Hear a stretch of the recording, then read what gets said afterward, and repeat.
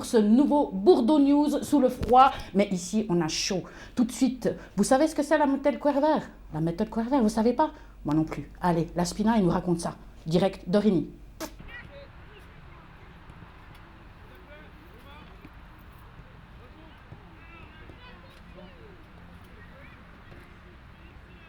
La méthode Querver a été créée en 1984 par Alfred Galussian et Charlie Cook, qui sont deux éducateurs anglais.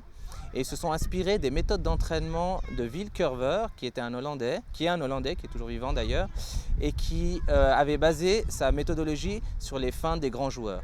Donc aujourd'hui, Querver Coaching est une méthode d'entraînement basée sur la technique, qui englobe tous les aspects du jeu moderne. En quoi consiste réellement cette méthode? Donc, selon nous, les tactiques de jeu sont importantes, mais elles dépendront toujours des qualités individuelles de chaque joueur. Donc nous, on se focalise vraiment sur les qualités individuelles des joueurs et des petits groupes en fait. Querver Coaching n'est pas une méthode qui apprend la technique, mais c'est vraiment l'utilisation de la technique dans le jeu. C'est ce qui fait la différence en fait. En quelques mots, comment se déroule un camp?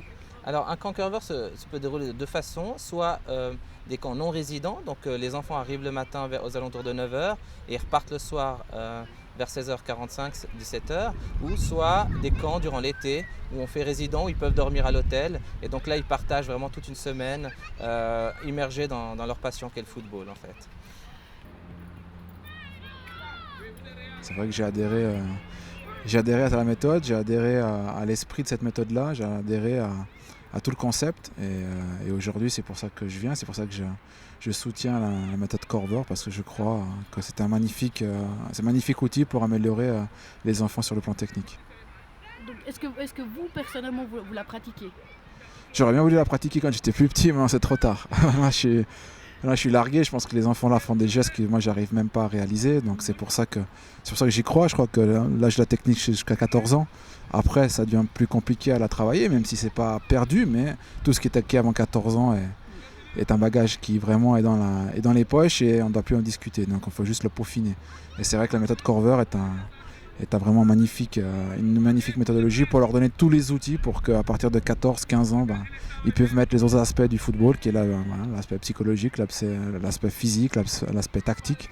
Mais comment la technique de base est acquise, la technique, les dribbles, tout ce qui, je dirais, fait aujourd'hui les grands joueurs, c'est-à-dire vraiment tous les outils pour qu'ils puissent un jour peut-être devenir professionnels, quoi. Comment dire, on voit maintenant que des bons joueurs, souvent, ils partent à l'étranger, vous en êtes la preuve vivante. Mais est-ce que vous pensez que justement cette méthode, si elle est prise tôt, maintenant qu'elle est impliquée tout ça, est-ce que peut-être les joueurs auront plus de plaisir à rester ici en se disant on a une qualité de jeu qui devient aussi bonne et qui...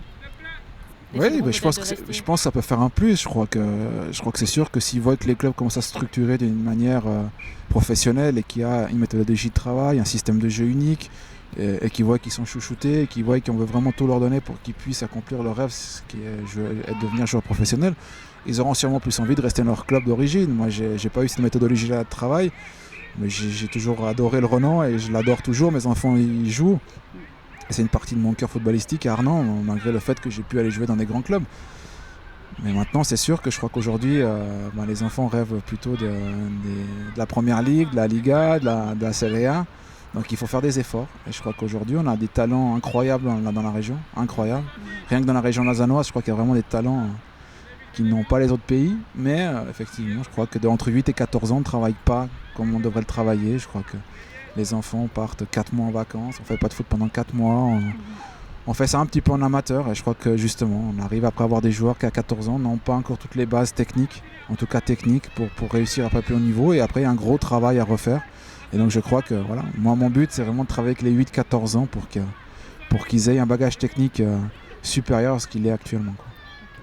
Est-ce que vous auriez un dernier petit mot peut-être d'encouragement pour nos futurs grands footballeurs suisses? Non, mais qu'ils s'amusent. Je crois que la base de cette méthodologie-là c'est de s'amuser. Je crois qu'ils suivent bien, et même pour les parents, on sait que la méthode Querver va s'installer en Suisse romande, surtout dans la région lausannoise. Elle va être installée dans la région lausannoise, qu'ils regardent bien où elle sera installée, parce que je pense que c'est là qu'ils devront mettre leurs enfants pour qu'ils puissent avoir, du plaisir, deux, d'avoir des entraîneurs de qualité, 3, une méthodologie de travail qui s'adapte vraiment à l'enfant, et 4, pour ceux qui ont vraiment du talent, la possibilité d'avoir tous les outils pour qu'un jour ils puissent devenir professionnels. Okay.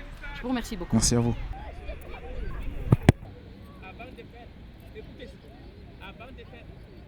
de faire la passe, j'ai un premier contrôle et je fais la passe. C'est-à-dire,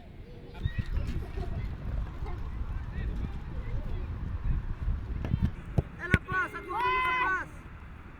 Ouais, et cette fois-ci, t'as passé, excellent. Et puis gauche. Puis, hop, la passe, réveille-toi. Voilà, t'es prêt?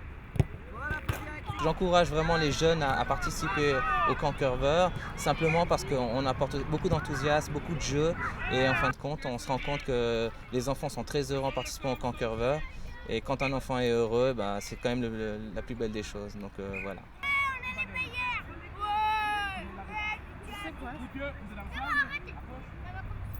Stéphane est parti à la rencontre de la bibliothèque sonore romande à Lausanne. Tout de suite, on vous laisse voir son reportage.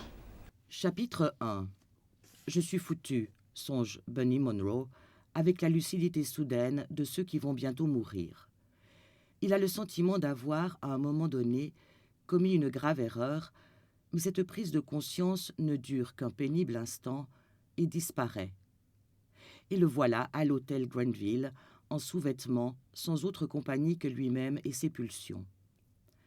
Il ferme les yeux et visualise un vagin pris au hasard, puis s'assoit au bord du lit et, au ralenti, prend appui sur le molleton de la tête de lit. Il coince son téléphone portable sous son menton et, avec les dents, déchire la collerette plastique de la mignonnette de cognac. Il vide la bouteille d'un trait, l'envoie valser dans la chambre, puis frissonne, saisit d'en haut le cœur, et dit au téléphone « Ne t'en fais pas, mon amour, tout va bien se passer. » J'ai peur, Benny. Notre bibliothèque enregistre des livres sur CD MP3, ce sont nos lecteurs bénévoles qui le font. Elle les prête à des personnes aveugles ou malvoyantes, ou dans l'incapacité de lire un livre, soit par exemple à la suite d'un accident. On a des personnes qui ont de la sclérose en plaques, on a également des dyslexiques, ou bien aussi des gens qui ne peuvent pas lire parce qu'ils sont illettrés. Voilà à peu près les personnes qui bénéficient de nos services. Faire à manger pour 30 personnes, tandis que jouera l'équipe nationale, mais laquelle? L'imbécile cynique qui se moque en voyant des cadavres partout. Alors voilà le travail fini. Donc l'auditeur moyen de la bibliothèque sonore romande peut acquérir un appareil de ce type qui est capable de lire les ouvrages d'Aisy qui sont sur CD.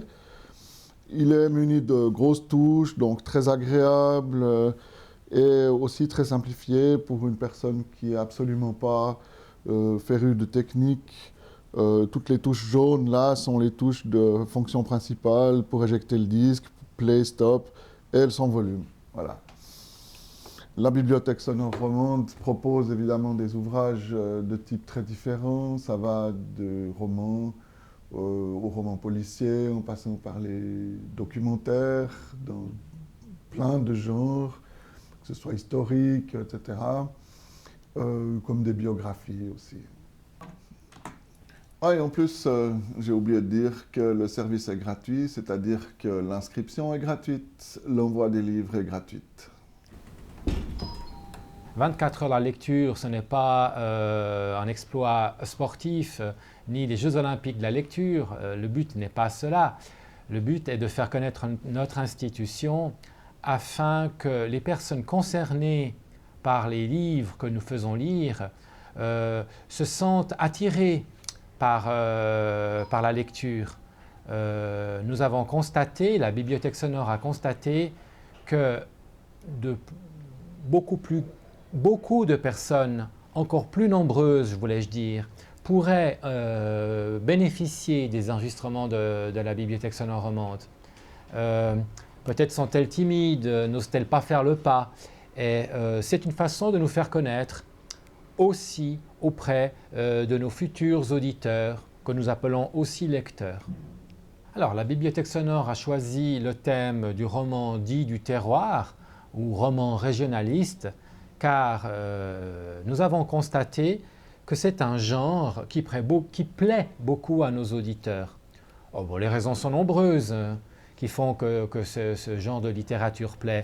Peut-être qu'on se retrouve, on retrouve les régions, les coins du pays qui nous intéressent, peut-être aussi une nostalgie d'une époque qui n'est plus. Ne croyez pas que le roman du terroir soit un genre mineur. Il y a de très grands livres qu'on pourrait appeler terroirs, comme Pêcheurs d'Islande, c'est un exemple que j'avais donné. Alors voilà, nous allons proposer 10, 12, 13, 14 livres. Alors 3 lecteurs qui lisent pendant 24 heures dans les cabines d'enregistrement, ce n'est pas très médiatique, ce n'est pas très visible, donc on a prévu de proposer quelques animations parallèlement à cette activité des 24 heures de la lecture. Pour cela, nous avons préparé ici cet espace, ainsi qu'à l'intérieur du bâtiment, de l'autre côté, il y a une cour intérieure qu'on va utiliser aussi comme espace scénique, et on va proposer différentes animations pendant ces 24 heures. Alors voilà, pour ces 2 jours, nous avons un certain nombre d'animations, un certain nombre de choses. Donc, tout d'abord, le vendredi 5, de 16h à 18h, piano classique avec Nuno Miranda, jeune pianiste aveugle. Dans la deuxième tranche horaire, nous avons un débat avec des écrivains, Antonio Albanese, Jérôme Mézot et Michel Bory. Un débat animé par Alain Maillard. Troisième tranche horaire, nous avons un concert classique avec Michel Desclous, clarinette aveugle, et Marina Chapochnikova au piano dans des œuvres de Bach, Schumann. En troisième tranche horaire, nous avons un concert de jazz avec Jean-Yves Poupin, pianiste, Popol Lavanchi, contrebasse, et Marc Champeau, corps des Alpes. De 24h à 6h du matin, nous avons des projections de films en audio-description, nous aurons des écoutes de pièces policières et nous aurons également des matchs aux cartes. De 6h à 8h, nous avons des contes avec Marie Lourizi. De 8h à 10h, croissant chaud et café avec piano-bar dans l'Atrium. De 10h à 12h, ici à la bibliothèque, spectacle de textes du terroir avec Mousse Boulanger et Gilles Pidou. De 12h à 14h dans l'Atrium, spectacle du trio vocal Norne avec un langage inventé. De 14h à 16h, spectacle de Michel Buller accompagné par un vieux compagnon, Nono Muller. Toutes ces animations sont naturellement gratuites et d'accès libre. Bienvenue. Et en plus, nous avons le soutien de la Radio Romande avec Espace 2 qui viendra réaliser ses émissions en direct de 7h à 12h le samedi matin. Ne dites pas des choses pareilles, tu sais que ça ne mène à rien, dit Bunny. Puis, comme se livrant à un acte d'amour, il tire goulûment sur sa Lambert and Butler. Vous aimez le sport, tout comme moi, assis dans le canapé. Allez, tout de suite en musique, du sport, la semaine olympique.